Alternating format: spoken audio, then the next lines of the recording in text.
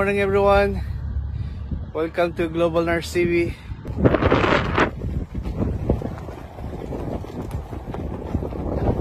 Yun. Welcome to Global Nurse TV.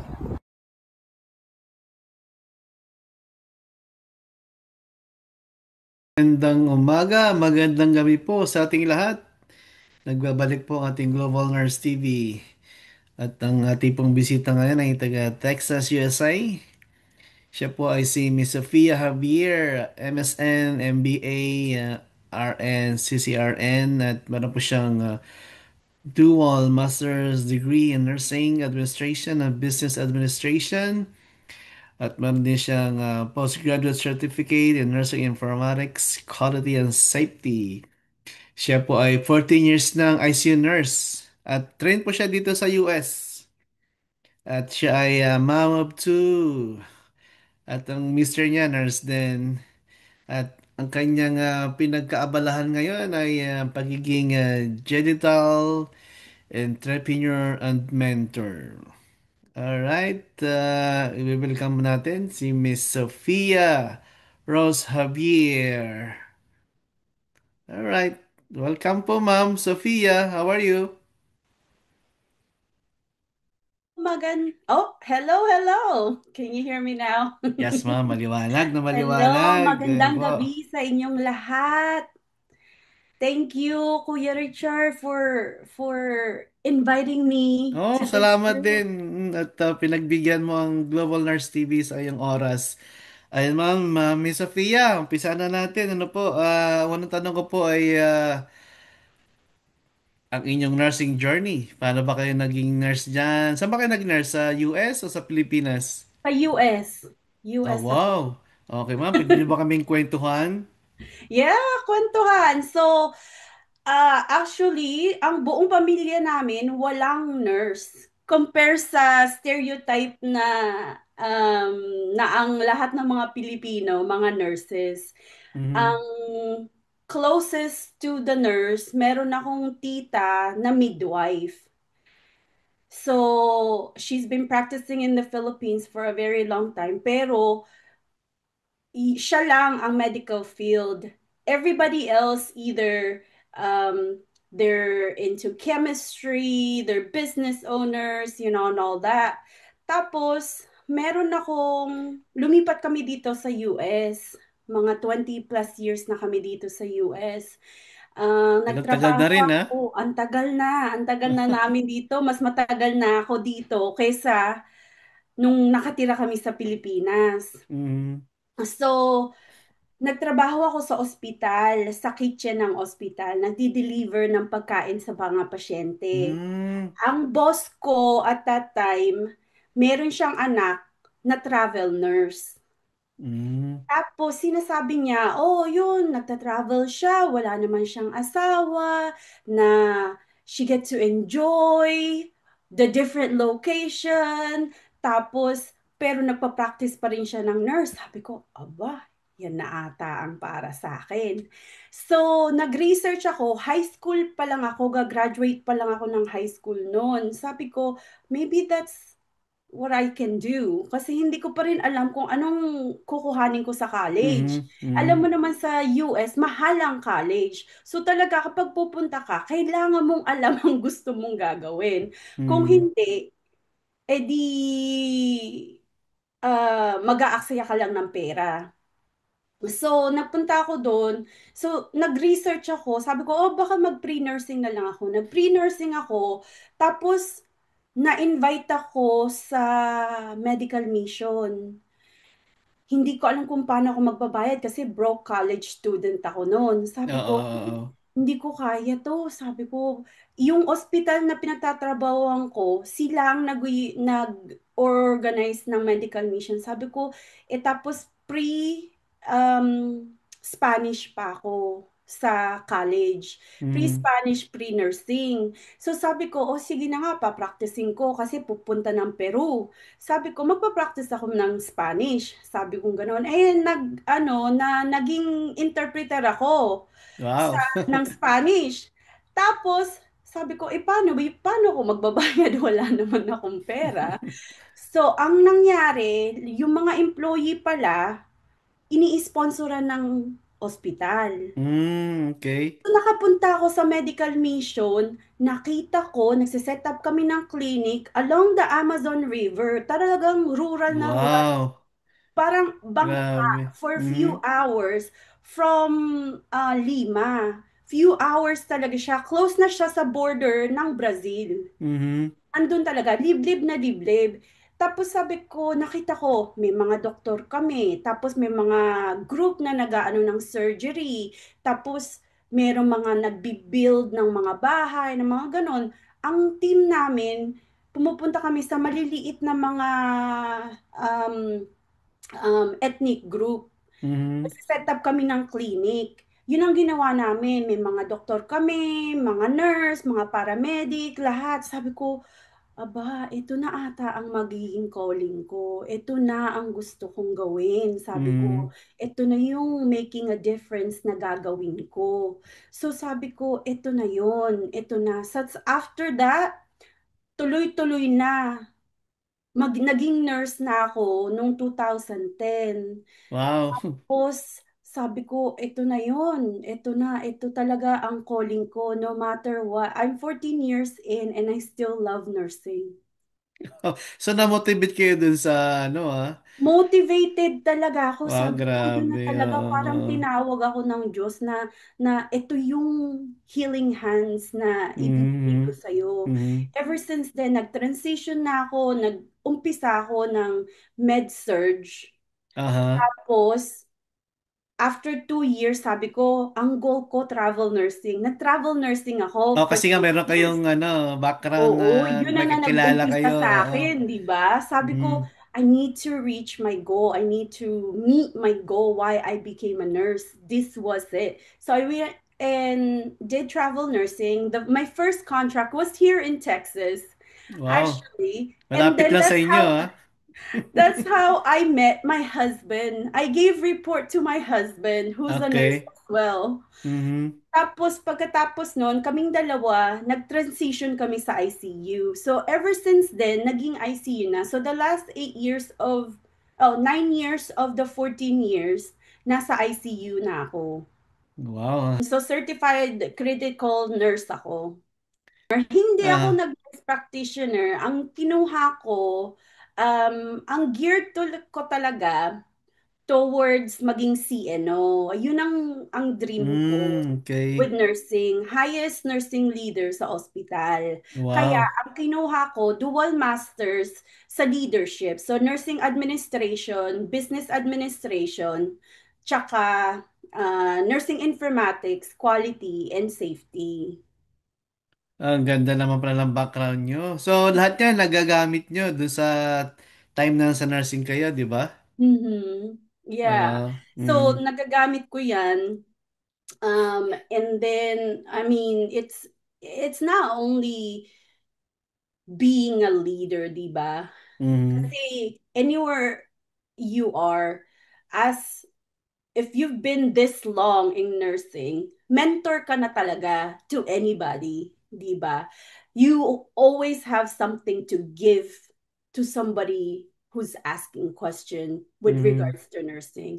I've always geared my career towards teaching and mentoring and educating, how to practice safely at bedside.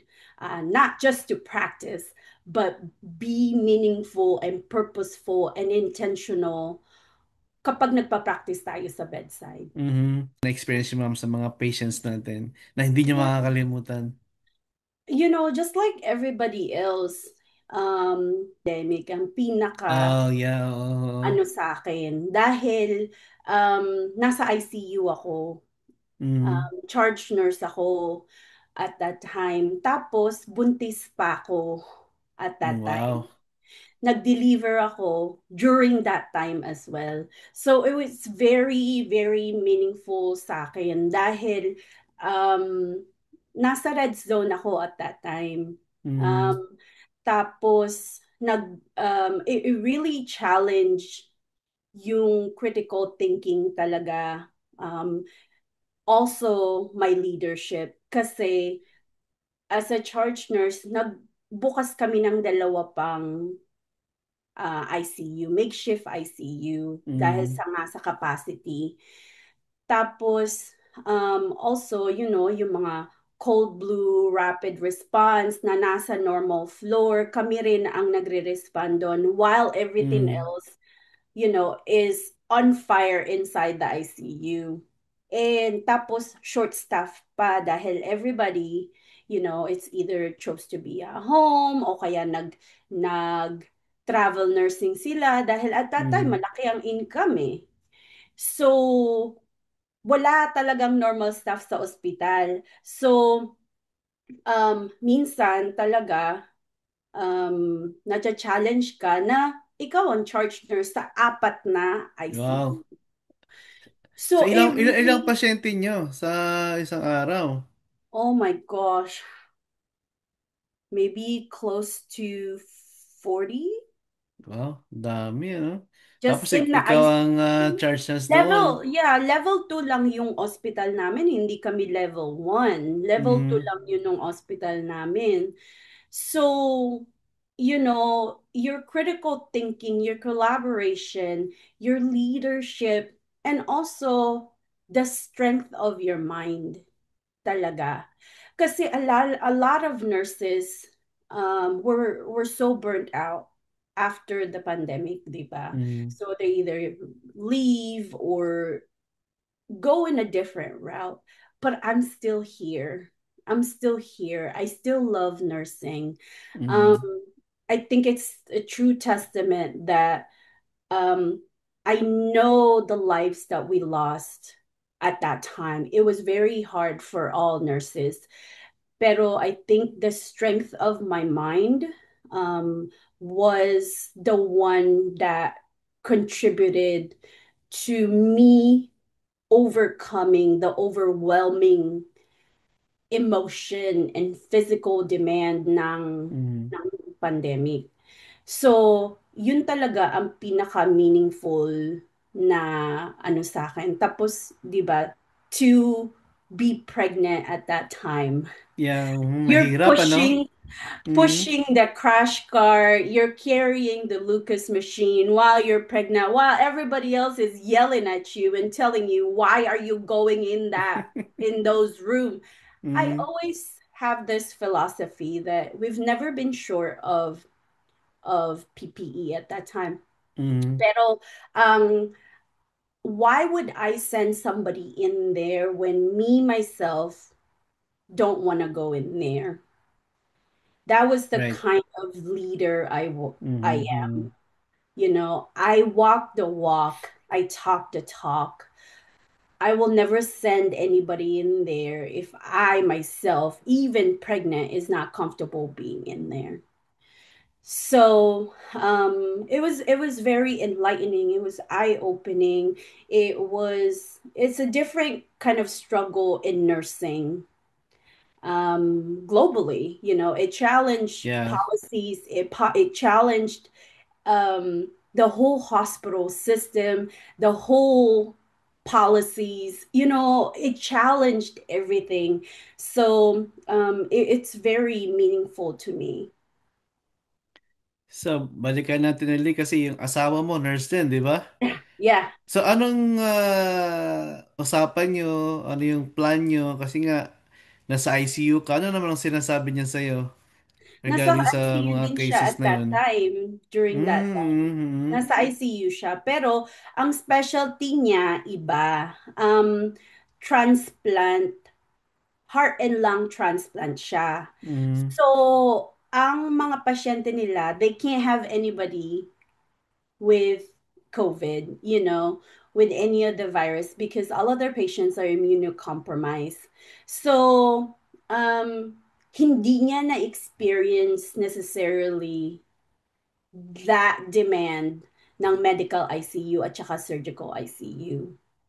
Ah, okay. So, kasi iba yung specialty nila. So, alam niya kung ano nangyayari. So, I tell him, we've always had this open communication Mm-hmm. and with regards to us practicing, as nurses. And we've also worked side by side each other with each other as nurses, ICU nurses and med surg nurses. So we know our each other's work ethic, how, we take care of our patient. So lagi naman kami na we're bouncing back and forth ideas, how to do it better, type of thing. It's always been like that. So he really, really empathized that na I'm in that red zone and he's not necessarily experiencing it. Alright, ma'am. So yung during pandemic, tsaka yung itong present times na natin, well, nasa hospital ka pa noon, nagbago ba yung policy nyo sa pag-admit ng mga pasyente? Oo, bago na. Until now, nagsaswab pa rin kami sa Mm, ICU para sa COVID and flu. Tapos, and ina-isolate pa rin namin sila kung mm, magpe-pending pa rin. Same policies with regards to the pandemic is still applies. Of course, it's a little bit more relaxed because we know more about it. Na it's not like before. But policy have changed definitely, and we know the different options of communications that we mm. can utilize naman para sa mga pamilya na hindi pwede makapunta. Same exact thing na ginagawa natin, yung mga FaceTime, yung, mga Okay. ganyan, Mhm. utilize pa rin. Everything kind of the same, yung mga policies still the same, how we take care of them is almost the same actually.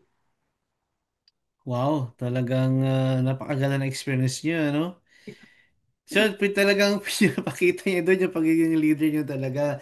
Yung critical thinking, no? Mm-mm. Towards the patients, kung Sa pag ano, na-upgrade at that time, na-upgrade talaga sila lahat halos sa ICU. Hindi sila makakapag-hold on sa sa ER. med surg or Aha. ER talaga. Kasi yung mga dumadating talagang mas nag-wait na sila sa bahay.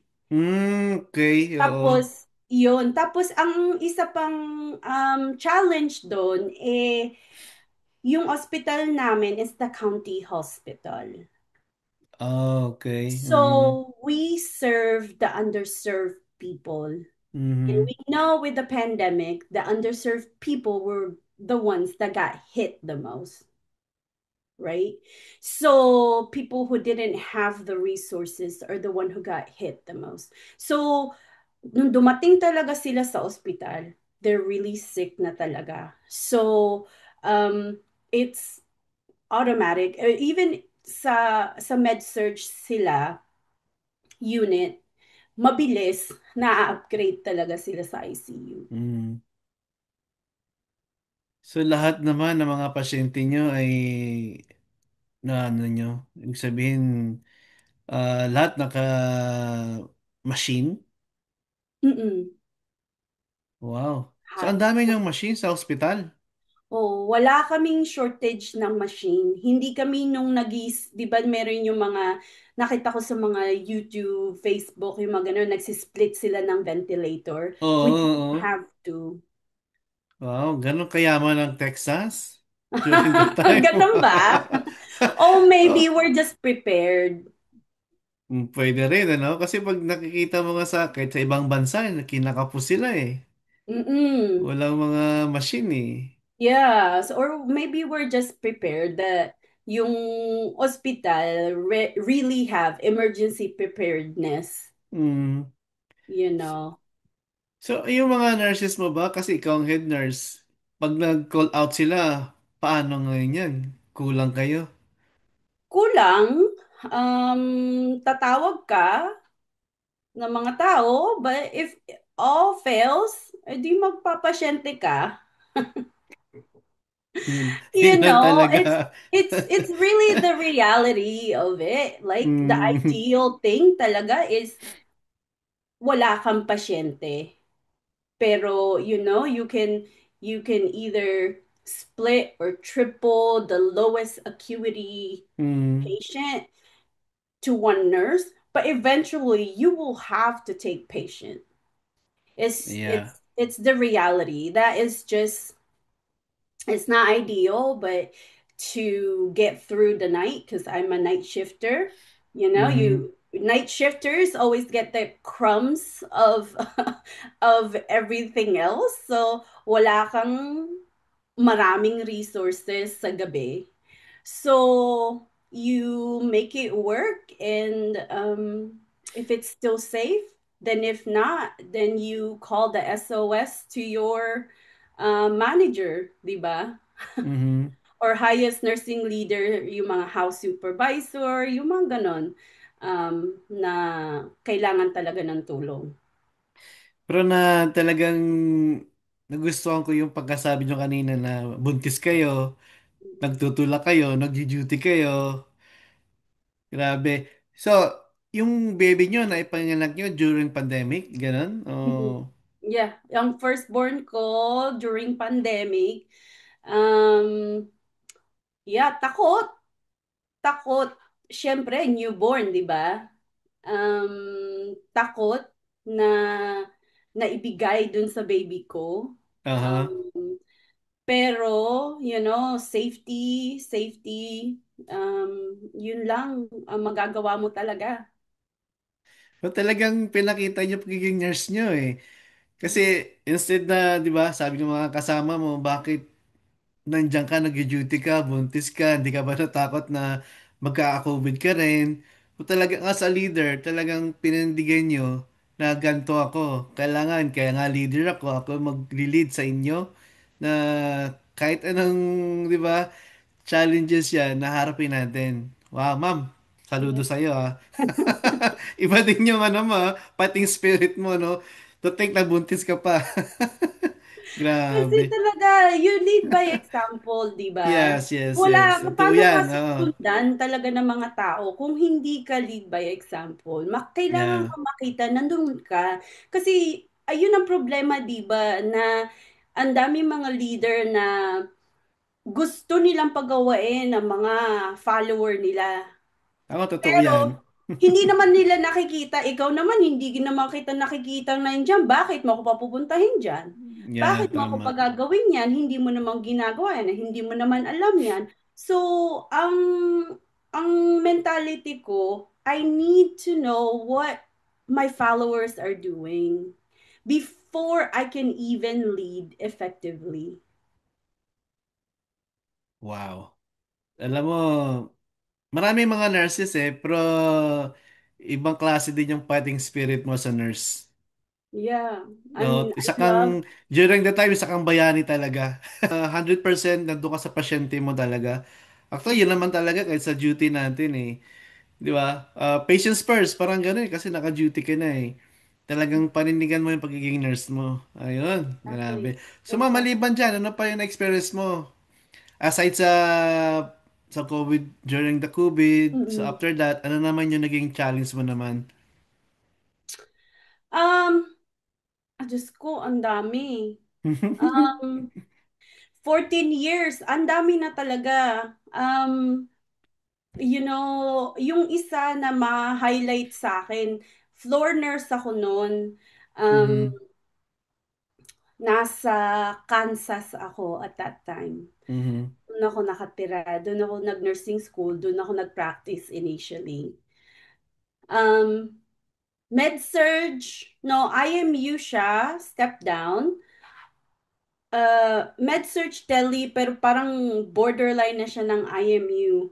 I remember having 11 patients Wow. in one night. Mhm. Ang maximum, 8. Eight lang. 8 Sumobra pa. lang. Mm. Sobra-sobra. Tapos, yung charge nurse, nag-ano siya, tawag siya sa house supervisor. Sabi niya, hindi na to safe na magiging 11 na ang mga nurses ko. Sabi, walang ano, kasi mayroong nag-call in. Mhm. Wala tayong magagawa. Ayun lang ano. Pero at that time, bago pa rin ako ng nurse, Mm. hindi ko alam our true rights as nurses to practice safely. Okay. Mhm. Yun ang para bang pivotal moment na, oh, I will never ever do that again. Not only it's not safe for the patients, kasi hindi mo naman Mhm. sila makikita lahat. Yeah, tama. Really, Oo. at that time, ang sabi ko, I'm so glad meron silang telemonitor. Kasi at least somebody will call me if something happened. Kasi hindi ko talaga sila makikita lahat every Mhm. Mhm. every hour, every 2 hours, 'di ba? So, after that, sabi ko, never again. Never again. And it Mhm. happened to be na nasa nag move ako sa Texas for travel nursing. So, The nag-travel nurse same, ka rin talaga? oo, nag-travel nurse talaga Okay. So, ako. na-experience mo din talaga mag-travel Yes. nurse. So, nag-travel nurse ako sa Texas. Tapos, yun ang ginawa ko. In Texas, meron silang law sa Board of Mhm. Nursing. It's Mhm. called Safe Harbor, where if it's unsafe, a nurse can verbalize na it's unsafe.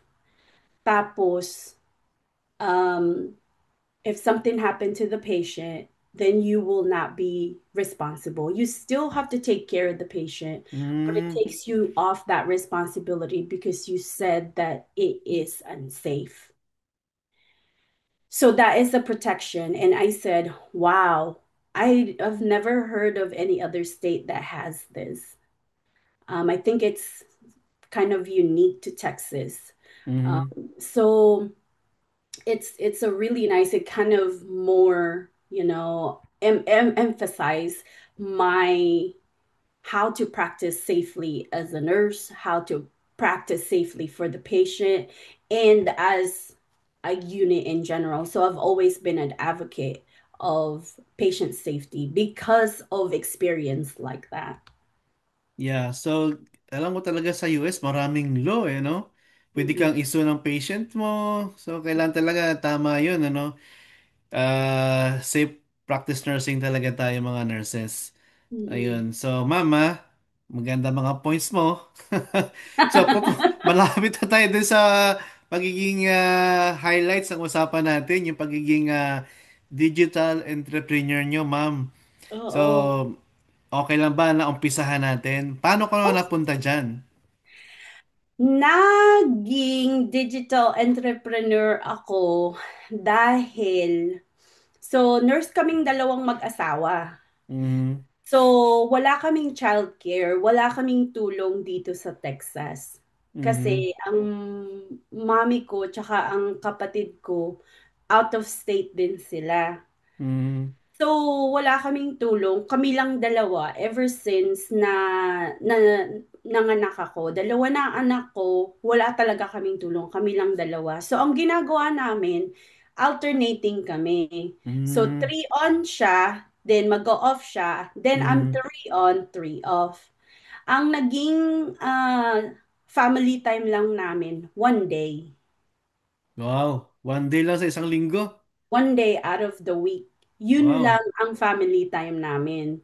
So, Mhm. kailangan talaga namin ng time kasi yung milestones, kasi bata pa mga anak ko, 1 and 3 years old lang sila. Mga baby pa. Baby pa. So, Mhm. nami-miss ko yung milestone pag nasa trabaho, tapos night shift ako. So, of course, one Mhm. day off, 1 day recovery ko na yun. So, Mhm. half Mhm. day lang, literally, ang buong pamilya na mag-i-enjoy na kami. So, I miss those milestones.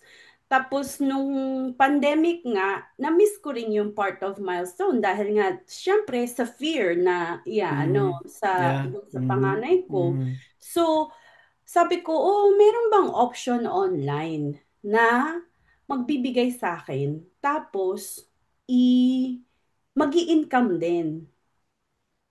to supplement para, I still love nursing. I love nursing. I'm a nurse through and through. I live and breathe nursing, you know?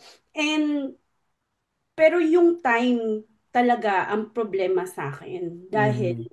wala kaming tulong, wala kaming, and we're very hands-on with our kids. We want to be Mhm. hands-on. So, pero yung mga milestones na nami-miss namin kapag nasa trabaho, yun ang the most important that I can't get back.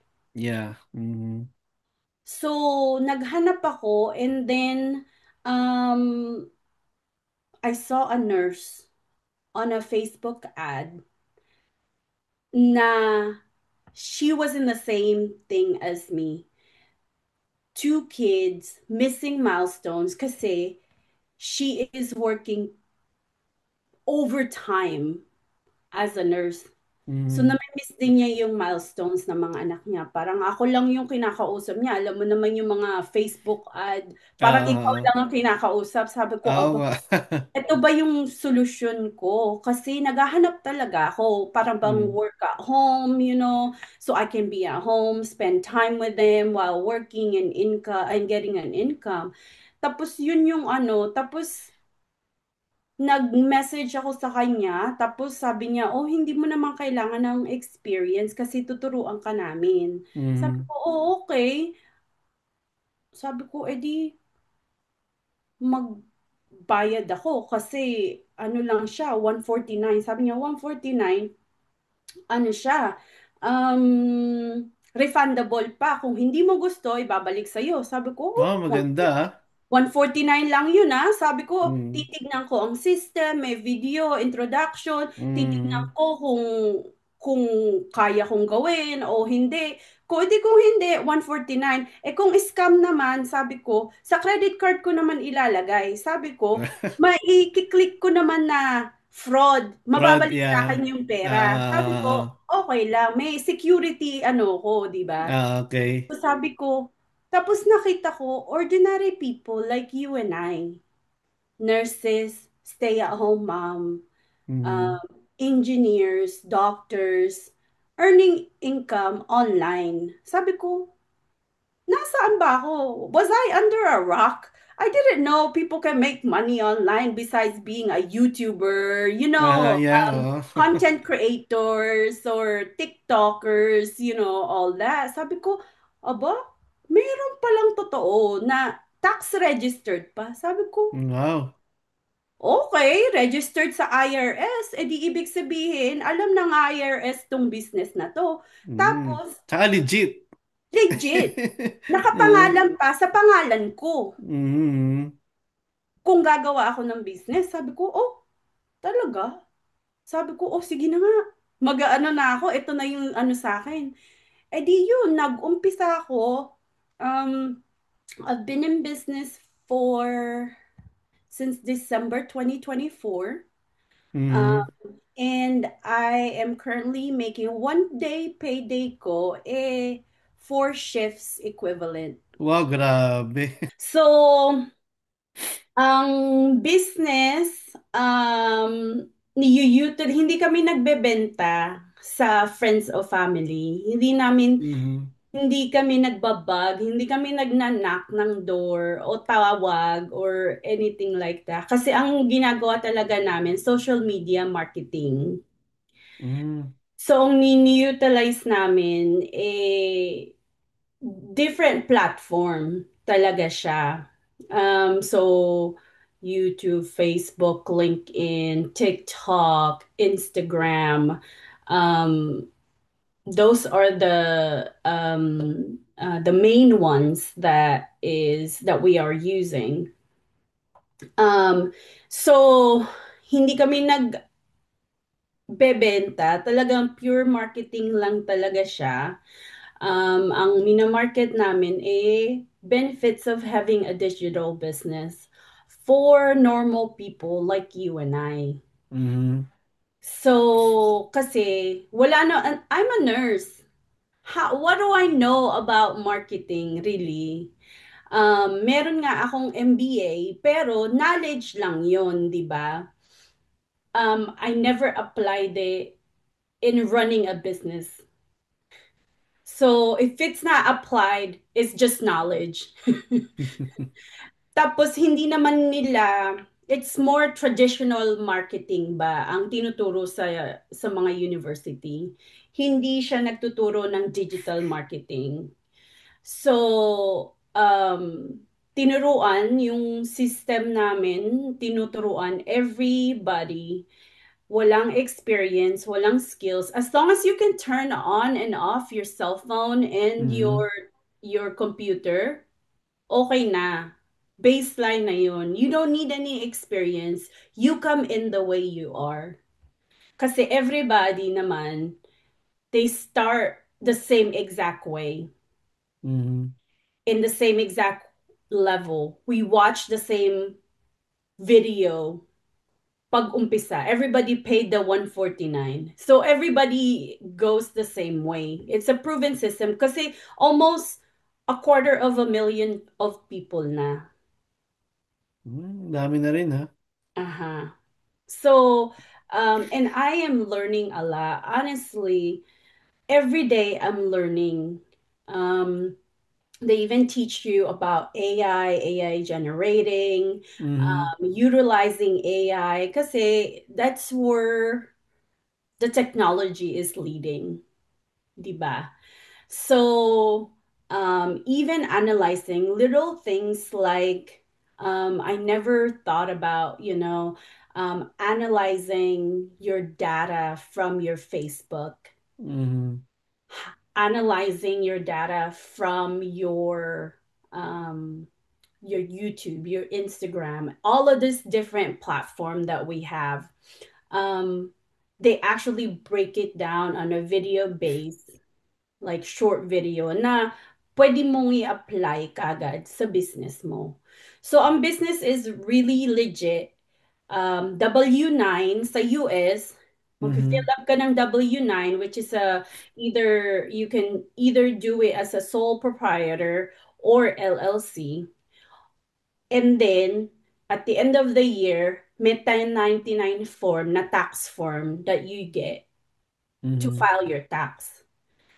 So, a lot of benefits, honestly, na ang us nurses don't get. And yung pinakamalaki na naging impress ang asawa ko ay yung tax benefit. Mhm. Dahil, kapag nurse ka, either you pay the government, di ba? Mhm. Or you get $1,000 to $3,000 back at the end of the year. Pero ang first year ko being a digital entrepreneur kasi ang daming mga tax write-off. Ang nakuha kong refund this past tax Mhm. season, Mhm. 1 year's worth of mortgage payment. Wow. Ang laki nun siguro. Imagine that.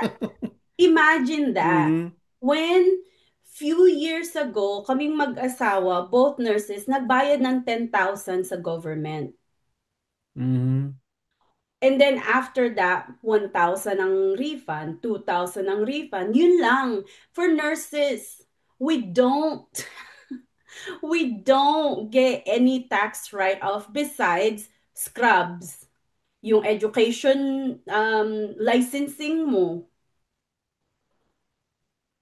kung pupunta ka ng conference, yung pinambayad mo ng conference, yun lang, but not Mhm. really the travel part of that conference.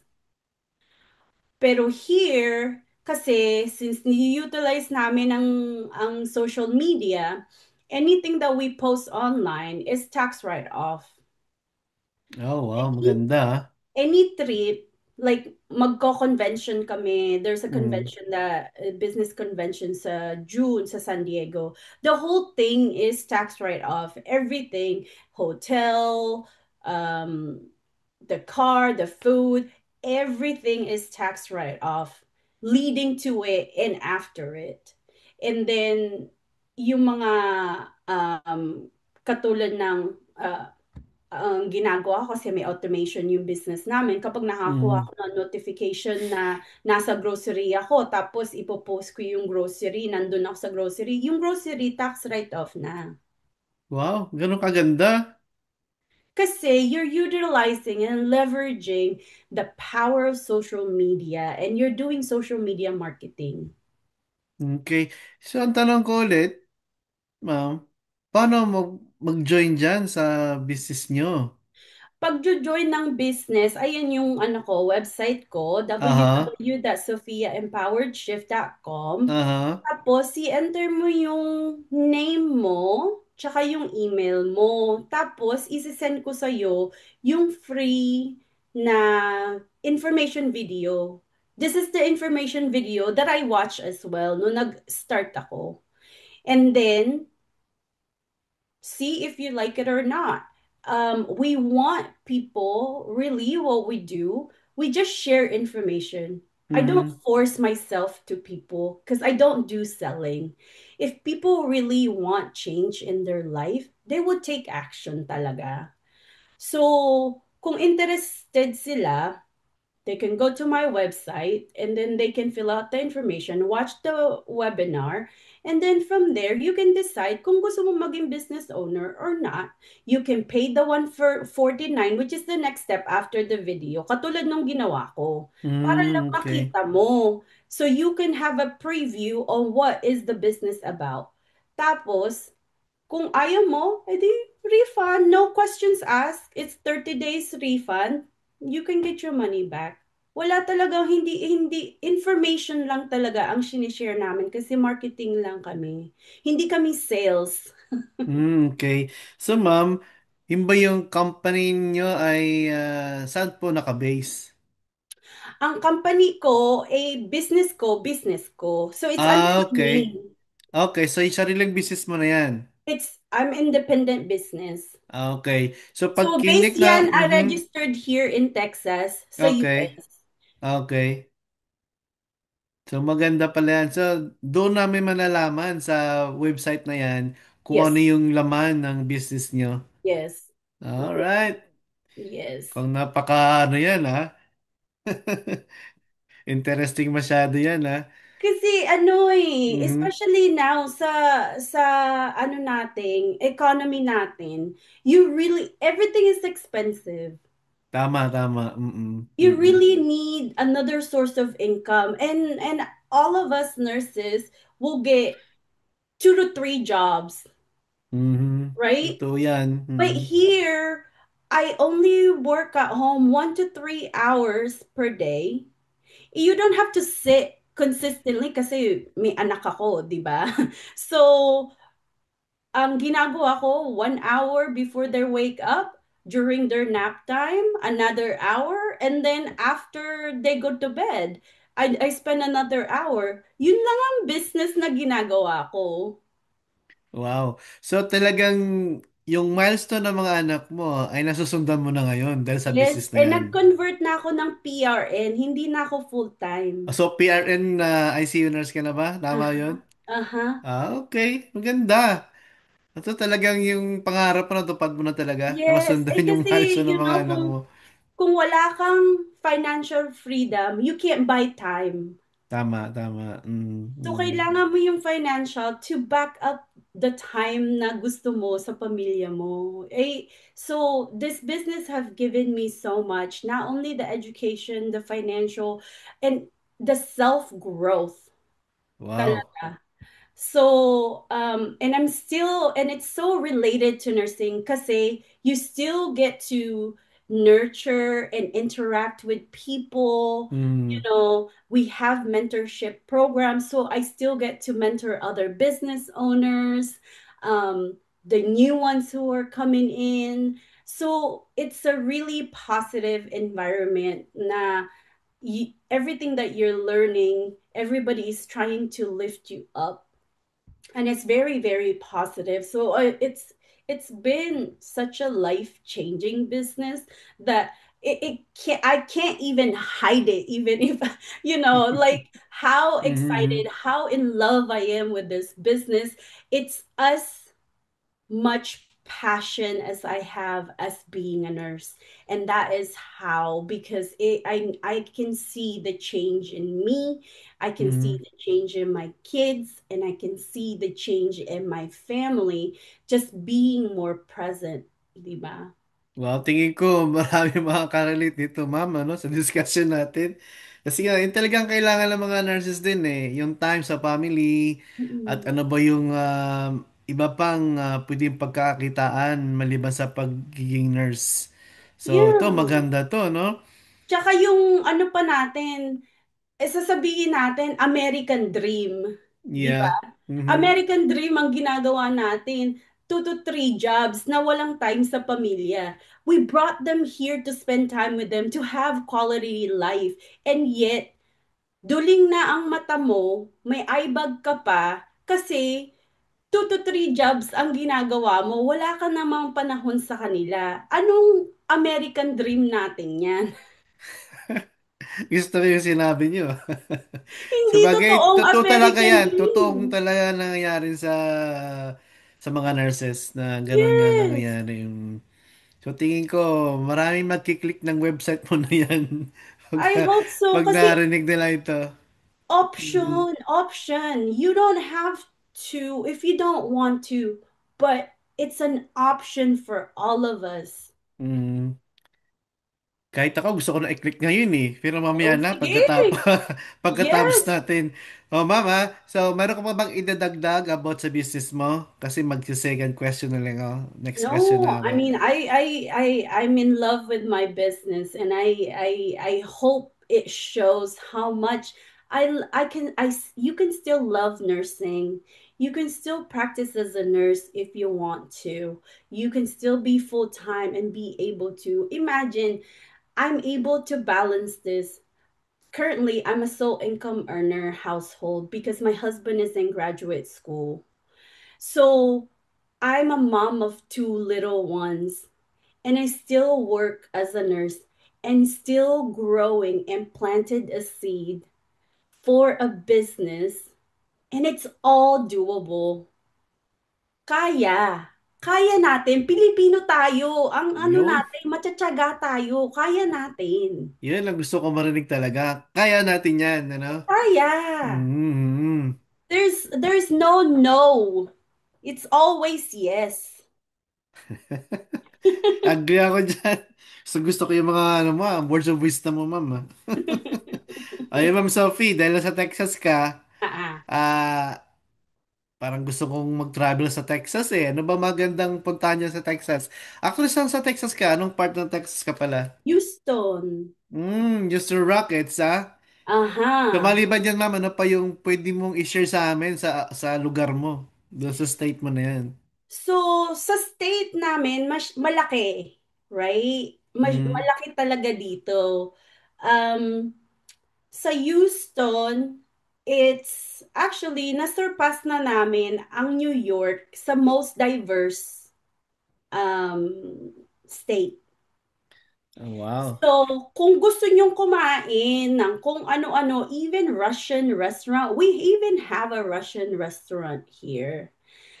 All ethnic, um, all the foodie dito, lalo na Pilipino, Mm, ang dami.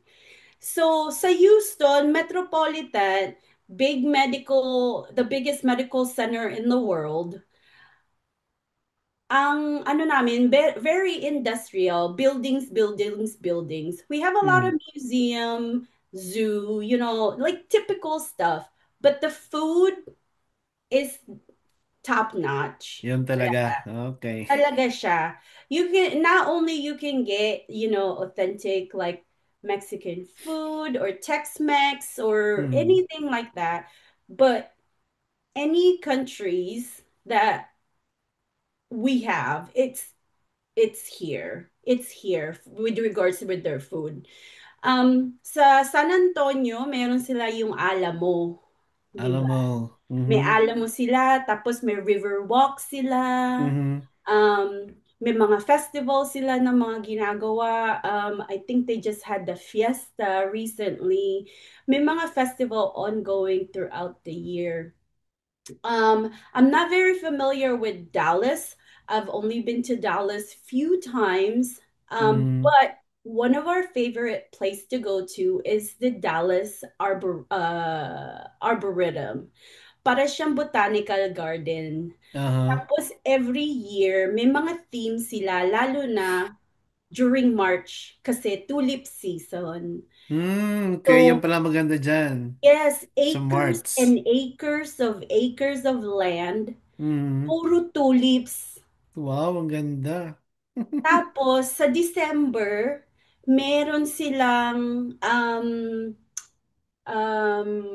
para bang kino-convert nila na Christmas theme na Mm. instead of tulips only and flowers, may Christmas theme sila. So, few years ago, nagpunta kami. It's 12 days of Christmas ang theme nila. So, meron sila Mhm. mga statwa na umiikot, tapos may mga Mhm. bulaklak, may mga decoration, yung mga ganun ba. Ang ganda-ganda talaga. It's a must-see. I think all year, all holidays, Thanksgiving, Halloween, Christmas, um, tulips blooming season, iba-iba yung theme nila. Wow, talagang Ang ganda. mabisita nga ang Texas minsan. Yes. Ayan, Miss Yes. Sophie, medyo patapos na tayo, Ma'am Sophie, ano? Yes. Okay lang ba na mag-shoutout ka, ano, sa mga kaibigan mo sa Pilipinas at dito na naman sa US kung saan man sila sa panig ng mundo? Okay lang? Okay lang. Oh, Oo, yung mga kababayan, lalo na yung mga kaibigan ko at pamilya ko sa Binangonan, Rizal. yun. Mga taga Binangonan, yung mga pinsan ko. Kasi lahat ng mga pamilya namin nandun pa rin. Kami lang dito, tsaka yung tito ko eh. So, Mhm. we have a big family in the Philippines. So, mga pinsan ko, Ate Bern, Abigail, lahat kayo kung manonood kayo kasi share ko rin Oo, share ko rin to sa ano ko, sa page ko. Ah, kumusta? Kumusta kayong lahat? Saka sa mga tita ko, mga followers ko sa business page ko. yun. Hello, how are you? um, I am being interviewed by a wonderful nurse as well Yun. who have dedicated his life with nursing, just like me. Yeah. Mhm. So follow him on YouTube. He has Global Nurse TV on YouTube. Alright, thank you, Miss Sophie. At don't note, kung mayroon ka pang sasabihin, go ahead, ma'am. Kung wala naman, so, I mean, I've loved nursing. I've dedicated my life to nursing. I am a nurse through and through. Um, but I love my family as well. You know, my alright. time with my family is the most important thing for me. And I share my nursing background. I share my digital entrepreneur journey Mm, um, to give people, especially nurses, nurse moms, um, a way to earn at home if they want to as an option. And it's been um, a blessing. And I thank you, Kuya Richard, for having me on your page. And I am very, very grateful for this opportunity. I truly, truly appreciate it. likewise, ma'am. Naku, ma'am, salamat sa iyo. Ma'am Sophie, salute sa iyo. Maraming pong Thank, salamat. thank you, thank you. Salamat.